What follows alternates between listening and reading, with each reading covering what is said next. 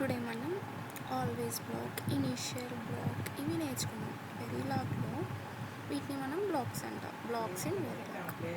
What is initial, what is always block, వాటిని ఎలా use చేయాలి, ఎక్కడ యూజ్ చేయాలి అనేవి మనం చూద్దాం. First initial versus always block. First initial block మనం టెస్ట్ బెంచ్లో రాస్తాం. ఇక్కడ ఆర్టిఎల్ కోడ్లో మనం ఇనీషియల్ అని రాయాలి. ఇనీషియల్ బ్లాక్ మనం రాసామంటే only run once at zero simulation time అప్పుడు ఇది స్టార్ట్ అవుతుంది అనమాట. మనకి లాస్ట్ స్టేట్మెంట్ అయిన తర్వాత జీరో అయిపోతుంది, అంటే లాస్ట్ స్టేట్మెంట్ తర్వాత ఇది స్టాప్ అయిపోతుంది. దిస్ ఈజ్ సిమ్యులేషన్ ఓన్లీ, అంటే నాట్ సింథసైజబుల్, ఓన్లీ ఫర్ టెస్ట్ బెంచ్లో యూస్ అవుతుంది. పర్పస్ ఏంటంటే మనకి ఫర్ ఎగ్జాంపుల్ అండ్ గేట్ అనుకోండి. అండ్ గేట్ అయితే వాటిని మనం ఏం రాస్తాం, వాటి యొక్క ఇన్పుట్స్ ఉంటాయి కదా, A=0, 0 0 1 0 1 1 0 1 1 ఇవి మనకి ఇన్పుట్స్ కదా. వీటిని మనం స్టిమ్యులస్ అంటాం కదా. ఈ స్టిమ్యులస్ కోసం మనం ఈ ఇనిషియల్ బ్లాక్ని యూజ్ చేస్తాం. నెక్స్ట్ మల్టిపుల్ అలో, అంటే ఇనీషియల్ బ్లాక్స్ ఒకవేళ మనం 2 ఇనీషియల్ బ్లాక్స్ తీసుకున్నాం అనుకో, ఆ 2 ప్యారలల్గా రన్ అవుతాయి. ఈ ఇనీషియల్ బ్లాక్లో మనకి సెన్సిటివిటీ లిస్ట్ అనేది ఉండదు.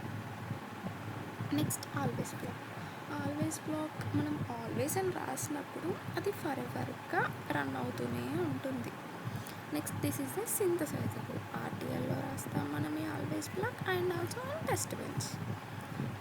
దీని పర్పస్ ఏంటి, ఆల్వేస్ బ్లాక్ మనం డిస్క్రైబ్స్ కాంబినేషనల్ లాజిక్, సీక్వెన్షియల్ లాజిక్ని యూజ్ చేసి ఉంటాం. కాంబినేషనల్ లాజిక్కి సీక్వెన్షియల్ ఆర్టిఎల్లో మనం రాస్తాం కదా ఆల్వేస్ బ్లాక్.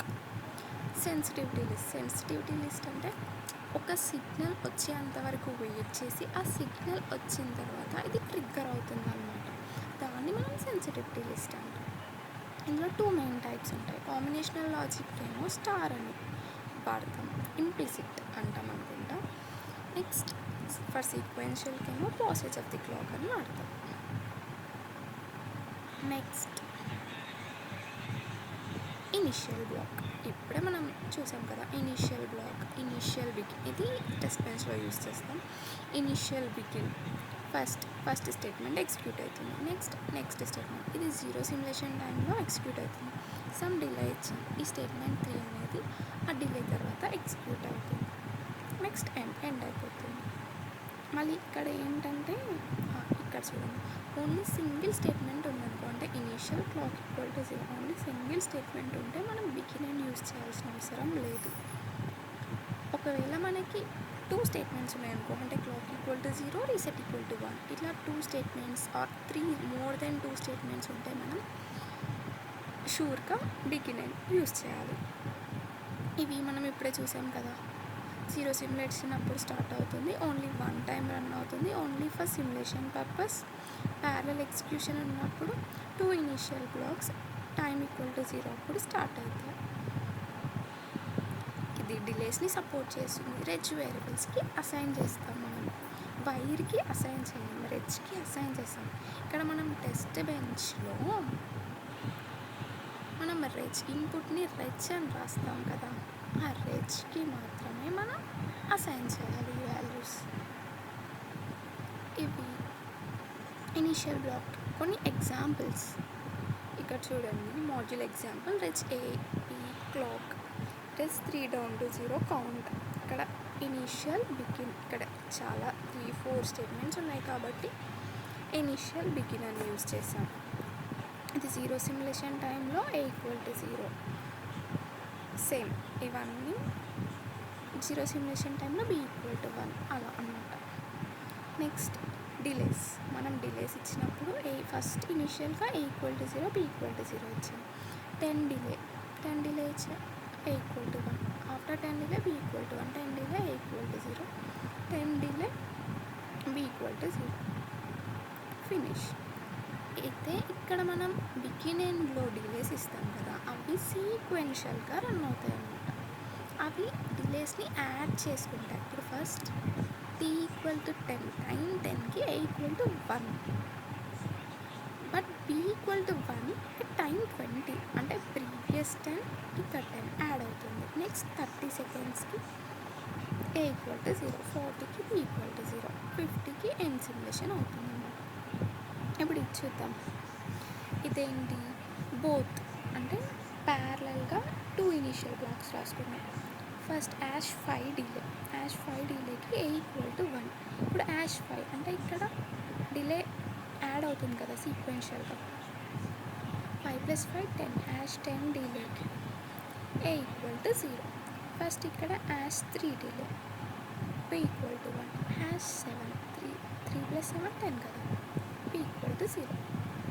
నెక్స్ట్ ఇక్కడ రెజ్ క్లాక్, ఇక్కడ క్లాక్ జనరేట్ అవుతుంది. ఇక్కడ ఇనిషియల్ క్లాక్ ఈక్వల్ టు 0, ఇనిషియల్గా క్లాక్ ఈక్వల్ టు 0.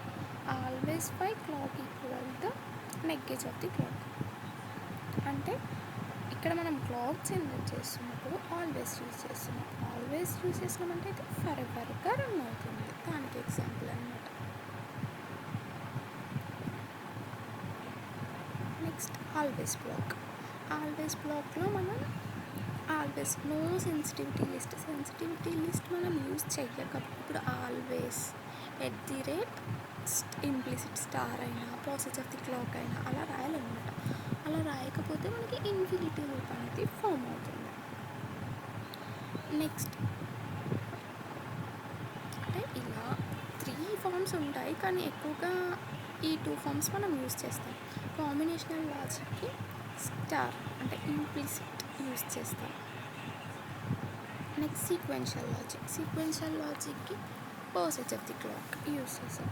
అంటే ఇక్కడ ఈ స్టార్ యూజ్ చేస్తే మనకి ఏంటంటే ABC మనం ఇన్పుట్స్ రాసుకుంటాం కదా, ఆ ఇన్పుట్స్ ఎప్పుడైనా వచ్చినప్పుడు ఇది ట్రిగ్గర్ అవుతుంది అన్నమాట. సో దానికోసం మనం ఇలా రాస్తాం.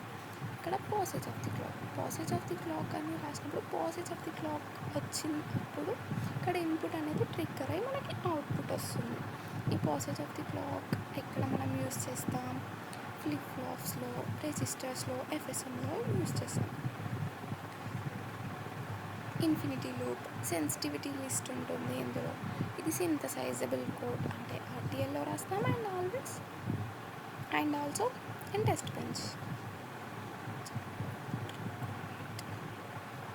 రెజ్ output required variable assigns inside always block ఉన్నవి పక్కా మనం రెజ్ అని రాస్తాం. ఇప్పుడు RTLలో రాస్తాం కదా, RTLలో ఇప్పుడు నార్మల్గా అసైన్ యూజ్ చేస్తే అవుట్పుట్ Y అని రాస్తే సరిపోతుంది.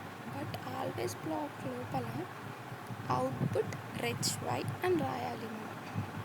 బ్లాకింగ్ వర్సెస్ నాన్ బ్లాకింగ్ ఈ రెండిట్లలో మనం ఆల్వేస్ యూజ్ చేస్తాం.